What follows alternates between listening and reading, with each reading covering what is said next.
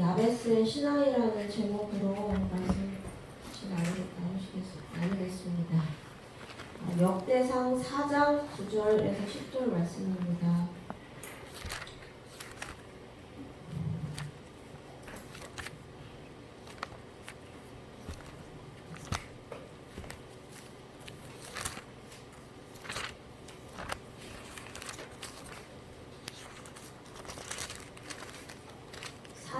역대상 4장 9절에서 10절 말씀.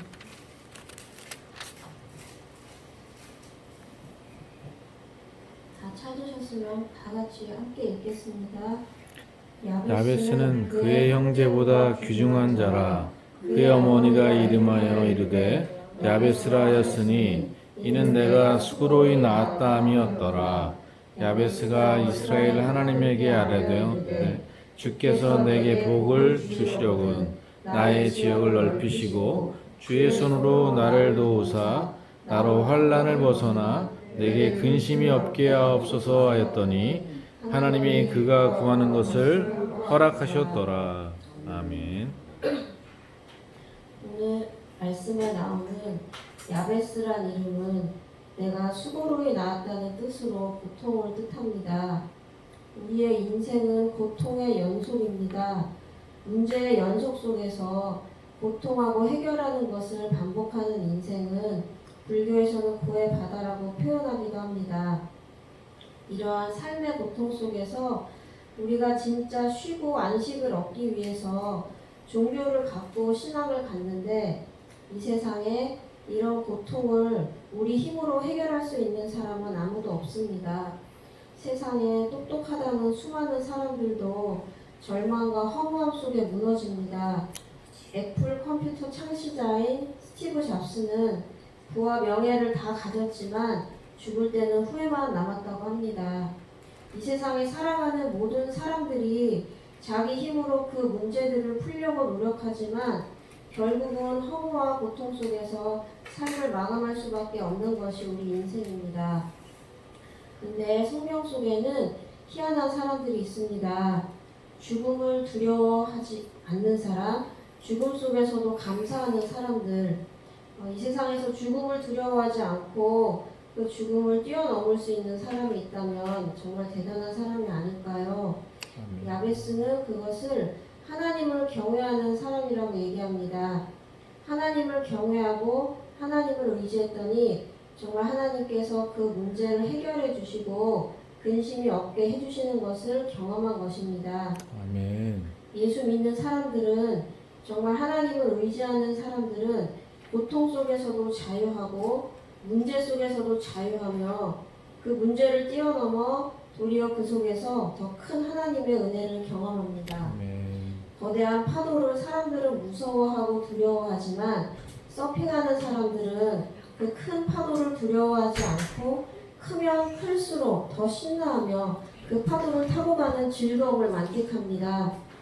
우리가 야베스처럼 하나님을 경외하고 의지하면 그 하나님은 우리의 삶의 근심을 없애주시고 평안을 주시고 또한 우리의 지경을 넓히시는데 우리가 하는 모든 것마다 복을 주시고 하나님께서 그 삶 속에 함께 하시며 역사하실 것입니다.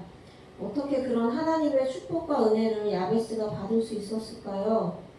첫 번째, 그것은 하나님을 경외함인데 경외함이란 그분을 신뢰하고 의지하는 마음입니다. 내가 어떤 문제가 생겼을 때 제일 먼저 기억나고 찾아가는 사람이 내가 의지하는 사람인데 어떤 사람은 물질을 의지하기도 하고 어떤 사람은 권력을 의지하기도 하고 어떤 사람은 부모를 의지하고 사람을 의지하기도 합니다. 근데 야베스는 환경과 사람을 의지하지 않았습니다. 환경은 바뀔 수도 있고 사람도 언제든지 바뀔 수 있고 떠날 수 있고 죽을 수도 있는데 내가 진짜 영원토록 의지하고 안식할 수 있는 분은 하나님밖에 없다는 사실을 야베스는 알았습니다. 그분께 내 모든 것을 맡기고 그분을 의지하는 삶을 야베스는 살았고 작은 일이든 큰 일이든 하나님께 맡기고자 하는 중심이 있었습니다. 그런 야베스는 그의 형제보다 귀중하고 존귀함을 받는 자라고 하였습니다. 하나님을 의지하는 사람은 이 세상에서도 존귀함을 받는 존재인 것을 알 수 있습니다. 아멘. 말씀을 똑같이 들어도 그 마음 중심에 하나님을 받아들이고 소중히 여기는 자의 삶은 다른 사람들이 보기에도 존귀하고 빛이 나는 삶이 되는 반면에 에서처럼 본인에게 주어진 장자의 명분을 우습게 여기고 팥죽 한 그릇에 장자권을 팔아버리고 육신적인 것을 쫓는 자의 삶은 하나님이 함께 하실 수 없는 버림받는 자리로 갈 수밖에 없다는 것을 말씀을 통해서 알 수 있습니다. 아멘. 신뢰란 끝까지 그를 의지하고 믿는 것입니다. 아멘. 이랬다 저랬다 변덕 부리는 것이 아니라 내가 누군가를 신뢰하고 믿는다면 끝까지 그를 기다리고 끝까지 그를 바라봐야 하는 것입니다. 아멘. 우리가 가족을 의지하거나 어떤 사람을 의지할 때도 끝까지 그를 믿어주고 신뢰하는 것이 필요하듯이 우리가 끝까지 하나님을 신뢰하고 의지하는 것이 필요한데 성경은 그것을 믿음이라고 표현합니다. 아멘. 두 번째, 그러기에 그분께 나아가서 부르짖고 기도했습니다. 때론 우리가 간절히 기도하고 부르짖을 필요가 있습니다. 아멘. 어린 아기가 엄마 젖을 찾을 때 힘써 울듯이 우리도 간절히 부르짖고 하나님을 찾으며 진실한 마음으로 구해야 합니다. 아멘. 누가복음 18장에 나오는 하나님을 두려워하지 않고 사람을 무시하는 한 불의한 재판관은 자신을 귀찮게 하며 하소연하는 과부의 청을 마침내 들어줄 수밖에 없었습니다. 하나님께서 불의한 재판관이 말한 것을 들으라고 우리에게 말씀하십니다. 아멘. 하나님께서 그 밤낮 부르짖는 택하신 자들의 원한을 속히 풀어주시지 않겠냐고 말씀하십니다. 아멘. 하지만 인자가 올 때 믿음을 보겠냐고 안타까워하십니다. 낙심하지 말고 항상 기도하라고 하십니다. 아멘. 우리가 우리의 육신적인 것들, 연약한 것들로 인한 세상적인 기도를 할지라도 간절한 마음으로 부르짖고 하나님께서 우리의 소원을 이루어주시기를 원한다면 아버지. 하나님께서 우리의 기도를 들어주시고 응답해 주시고 마침내 아멘. 우리를 고치시며 영원한 나라를 사모하는 구원의 소망을 주실 것입니다. 아멘. 진정으로 하나님을 경외하는 자는 그가 우리의 기도에 응답하실 분이라는 사실을 믿고 기도하는 자입니다. 아멘. 예수님과 함께하는 삶이란 마치 에베레스트 산과 같이 험한 산을 등산하는 자에게 최고의 쇠파가 함께하는 것과 같고 태평양과 같은 거친 바다에서 최고의 항해사와 함께하는 것과 같은 삶인 것입니다. 아멘. 주님의 힘, 주님의 이름, 주님의 능력과 도우심으로 살아가는 삶은 근심이 없는 참된 안식과 평안이 있는 삶이 되는 것입니다. 아멘. 세 번째로 우리가 하나님께 기도하고 나아가기 위해서는 연결다리가 필요하고 하나님 앞에 나아가는 관계성이 필요한데 옛날 구약은 양의 제사를 통해서 하나님께 나아갔지만 지금 우리는 예수 그리스도를 통해서 나아갈 수 있습니다. 아멘. 예수 그리스도가 이 세상에 오신 이유가 바로 그것 때문입니다. 우리가 할 수 없는 그것, 내가 이길 수 없는 그것, 내가 풀어낼 수 없는 것들을 해결하시고 우리에게 힘과 능력을 주시기 위해서 예수님이 이 땅에 오신 것입니다. 아멘. 우리가 하나님께 나아가서 기도하고 하나님을 의지할 때 예수 그리스도의 이름으로 나아가야 하는 이유가 바로 여기 있습니다. 아멘. 야베스의 신앙과 믿음이 이렇게 좋았던 것은 그의 어머니의 믿음이 올바르고 하나님 앞에 바로 선 삶을 살았기 때문이 아닌가 생각할 수 있습니다.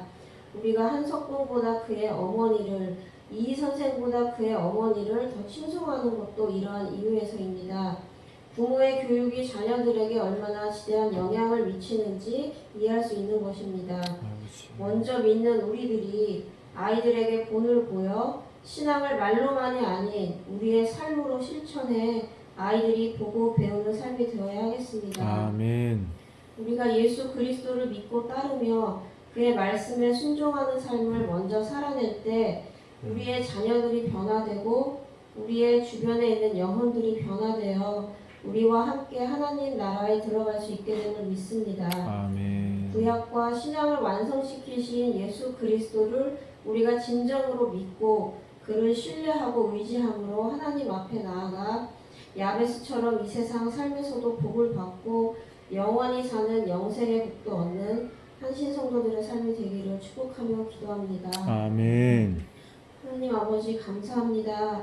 야베스가 하나님을 경외하며 하나님을 의지하는 삶을 살았던 것처럼 우리들의 믿음을 자라게 해주셔서 살아계신 예수 그리스도와 함께하는 삶이 되도록 역사하여 주시옵소서. 아멘. 예수 그리스도와 함께 사는 삶은 이 세상에서도 빛이 되는 삶이요 어느 존재에게나 존귀함을 나타내는 삶이 될 줄 믿습니다. 아멘. 그 십자가 사랑에 감사하며 살아갈 수 있도록 은혜를 부어주시고 우리들을 변화시켜 주시옵소서. 아멘. 감사드리며 예수님의 이름으로 기도드렸습니다. 아멘.